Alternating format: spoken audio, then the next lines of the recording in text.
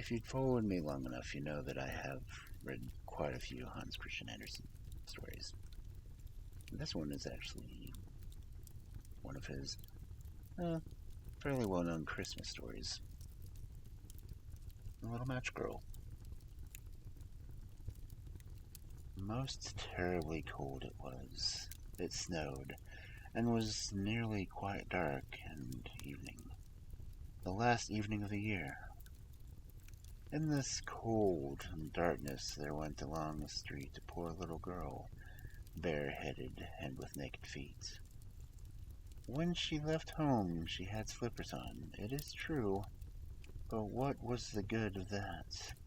They were very large slippers which her mother had hitherto worn. So large they were, and the poor little thing lost them as she scuffled away across the street, because of two carriages that rolled by dreadfully fast. One slipper was nowhere to be found, and the other had been laid hold of by an urchin, and off he ran with it. He thought it would do capitally for the cradle when he some day or other would have had children himself. So the little maiden walked on with her tiny naked feet, that were quite red and blue from cold. She carried a quantity of matches in her old apron, and she held a bundle of them in her hand. Nobody had thought anything of her the whole livelong day. No one had given her a single farthing. She crept along, trembling with cold and hunger, a very picture of sorrow, the poor little thing. The flakes of snow covered her long, fair hair, which fell in beautiful curls around her neck, but of that, of course, she never once now thought. From all the windows the candles were gleaming, and it smelt so delicious of roast goose, for you know it was New Year's Eve. Yes, of that she thought. In a corner formed by two houses, of which one advanced more than the other, she seated herself down and cowered together.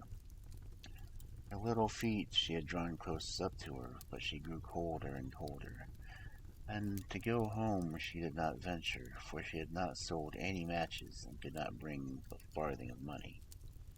From her father she would certainly get blows, and home it was too cold, for above her she only had the roof through which the wind whistled, even though the largest cracks were stopped up with straw and rags.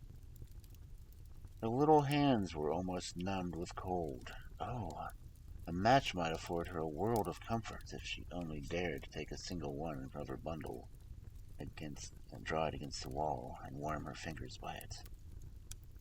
She drew one out. Now it blazed. How it burnt! It was a warm, bright flame, like a candle, as she held in her hands over it. It was a wonderful light. It seemed really to the little maiden as though she were sitting before a large iron stove, with burnished brass feet and a brass ornament at top. The fire burned with such blessed influence it warmed so delightfully. The little girl had already stretched out her feet to warm them too, but the small flame went out. The stove vanished. She had only the remains of a burnt-out match in her hands.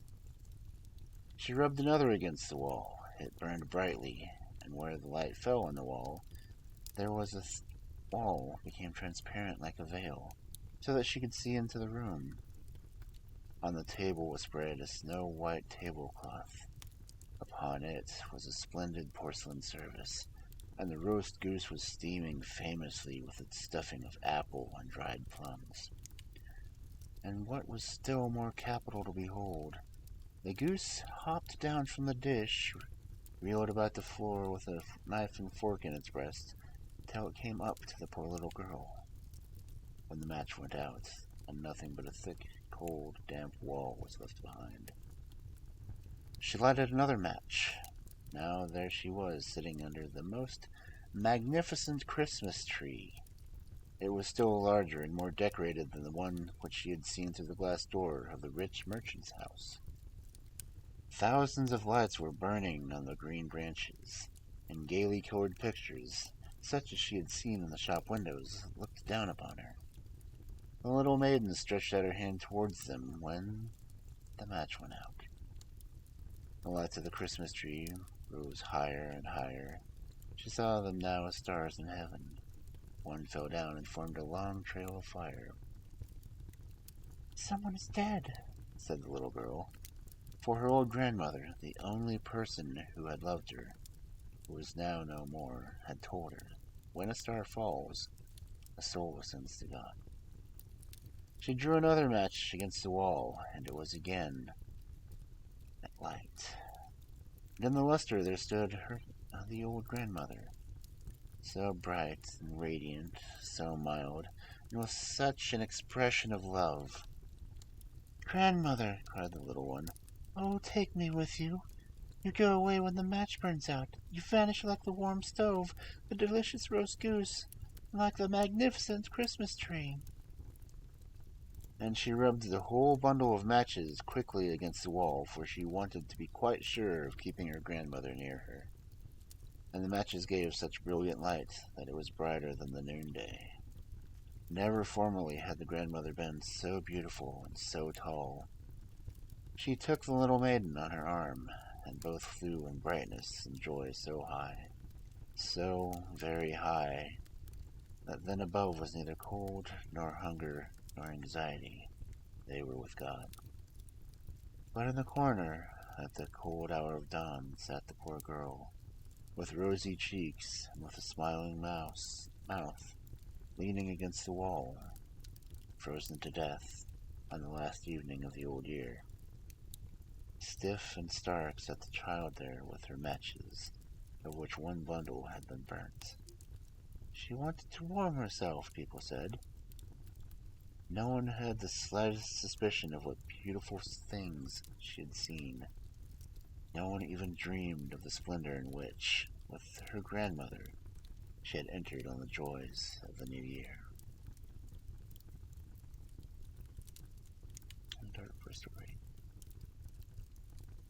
Stories are dark sometimes, but they're dark